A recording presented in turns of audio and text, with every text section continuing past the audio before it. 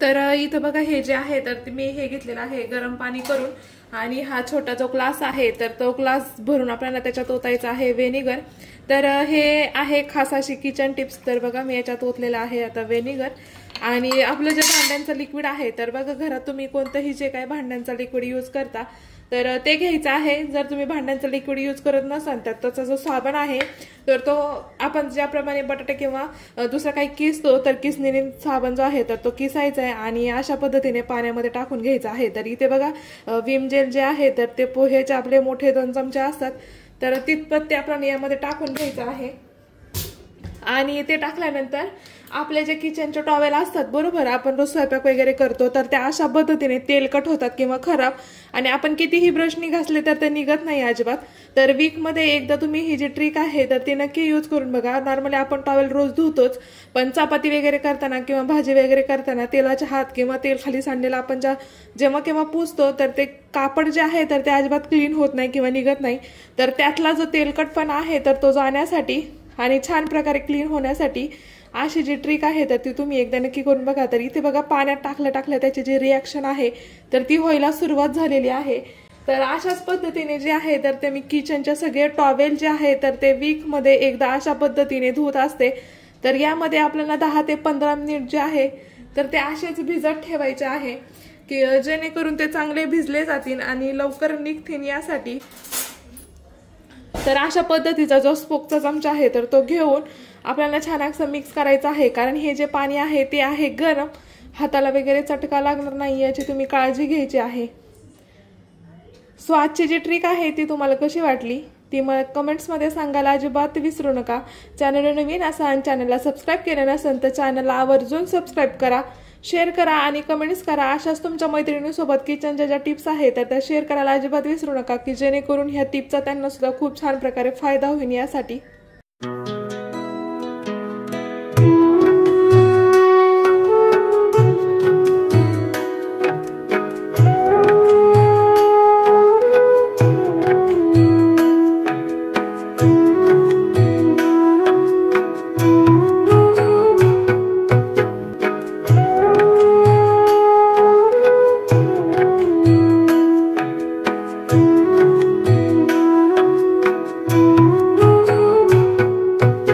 आपण बघणार आहोत पुढची टिप। तर इथे बघा हा जो मसाल्याचा डब्बा आहे तर नॉर्मली आपण काय करतो तसंच जे हे आहे तर हे ठेवत असतो। तर बघा बहुतेक वेळास माझ्यासोबत तरी असं होत असतं की खालचा जो डब्बा आहे तर तो पूर्णपणे खराब होतो आणि सारखा क्लीन करायला लागतो किंवा वॉश करायला लागतो। तर हे वॉश करू लागू नये यासाठी मी तुम्हाला आज एक ट्रिक सांगणार आहे। तर आपल्याला करायचं काय आहे, असा डब्बा जो आहे तर तो घ्यायचा आहे रिकामा करून, त्यानंतर घ्यायचा आहे स्वच्छ असा धुवून किंवा पुसून। तर मी छान प्रकारे त्याला आता जो आहे तर तो घेते क्लीन करून।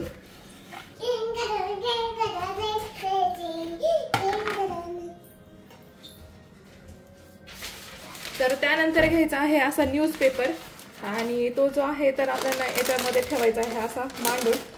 तर साईज बघायची आपल्याला आधी की त्याला कागद किती लागतो।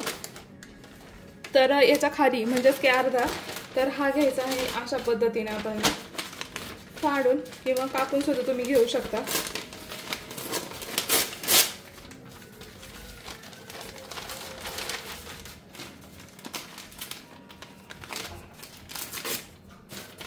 तर त्यानंतर एका साइडने जो आहे तर तो अशा पद्धतीने फोल्ड करून बघायचा आहे की दुसऱ्या बाजूने किती लागतो ते।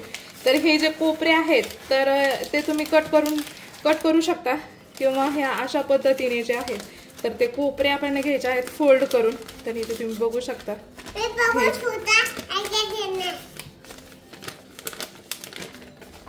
तर हे बघा मी अशा पद्धतीने जे आहे तर ते कोपरे जे होते तर ते फोल्ड केलेले आहेत। इथे तुम्ही बघू शकता अशा पद्धतीने आपल्याला जो पेपर आहे तर तो यामध्ये अशा पद्धतीने ठेवून घ्यायचा आहे की म्हणजे खाली जर मसाला सांडला तर तो आपण इझिली उचलू शकू। आणि एका वीक मध्ये म्हटलं तरी हा जो कागद आहे तर तो चेंज करायचा आणि दुसरा जो न्यूजपेपर येईल तर तो त्यामध्ये ठेवायचा की जेणेकरून खाली सुद्धा पसारा होणार नाही।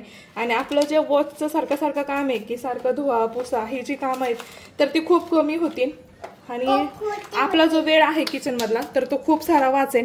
तर अशा पद्धतीने जो आहे तर तो तुमचा मसाल्याचा डब्बा तुम्ही ऑर्गनाइज करू शकता।